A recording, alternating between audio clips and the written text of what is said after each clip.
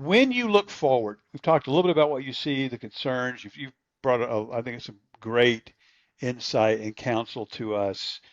Most of our listeners are BAM practitioners or BAM supporters, but there are others. There are people that are still exploring a little bit, trying to figure out what's going on. There's pastors who listen.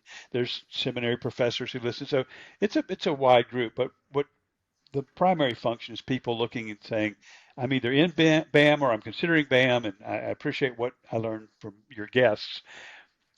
For when you look at this, what do you see coming? And I'm not going to put you on the spot as a prophet, but you've got a sense. You and I are both old enough. We've seen trends that develop, lead us to certain conclusions. What do you see coming in the world of faith and work, whatever you want to call it, this whole integration thing? What do you see coming in the next decade or so? Wow. Uh, at the moment, I'm thinking about our poor friends in China. That means a lot of people were doing BAM in Yeah, China, and that has just overnight become the most challenging environment between American tariffs on their products and vice versa, uh, and so things are getting shaken up right now. Talk about a decade. I think even looking 5 years ahead yeah, yeah. will be tough in this environment. So, um, yeah, AI is also that's changing the pace. I mean, I don't know. Do you feel this way? I know I sure do. That that the pace of life has just increased about a year ago or so, about 2 years. It just uh, and a lot of it has to do with artificial intelligence now enabling us to do things at triple Yeah, the speed we used to yeah. do. And when you do that across the board on everything, um, so yeah. And in the meantime, in terms of, you talked about those cases that I've written, the people I admire most and the most honorable ones, I believe, are the ones who have a support group. They have maybe some pastors, but certainly godly people that will hold them accountable. You really need that, and especially in times of rapid change like we're going through right now, it's really important to go through it with with someone. I'm not sure if that answered your question per se, but Well, no, it does. It's not. It's interesting. I almost hear you saying, hey guys, what's ahead is tough sledding. It's not yeah, going to be easy going. The road is going to be bumpy. You mentioned, two things in particular: artificial intelligence and the global politics, particularly the tensions between the United States and China. But it's true all over the world, right? Everywhere you go. I just got yeah, back from Argentina, and they're in the middle of some things down there. Uh, their new president, the last couple of years, Milei, trying to bring in libertarian reforms to a socialist system.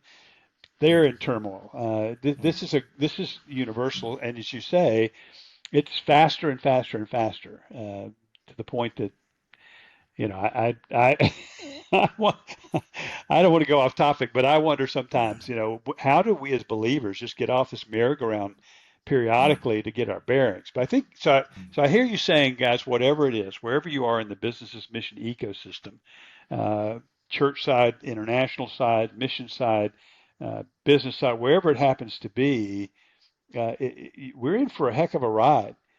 And I agree with that. I don't know. I'm not Alvin Toffler and I'm not a futurist, but I agree with your premonition or your sense.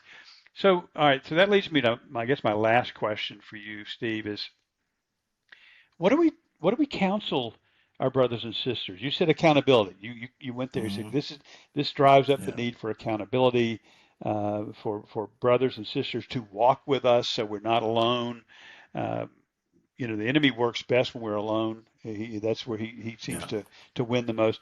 Besides that, and that's great counsel right there. And I would say to any listener out there, if you're doing this on your own, uh, find a group to do it with. Even you know, you don't have to live where you live, but you need people with you. You know, Jesus sent the disciples out two by two. Paul was at his most effective when at least Timothy or Luke. I mean, he was best when the whole band was around. The one time he was alone was Mars Hill in Athens, and he was doesn't show much fruit. I don't know if that's you know the direct cause and effect or not. So I think your point there is spot on, Steve.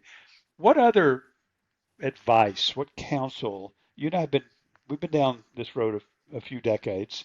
Um, what counsel would you give to some of the younger people coming in as they this is going to be their norm for a while?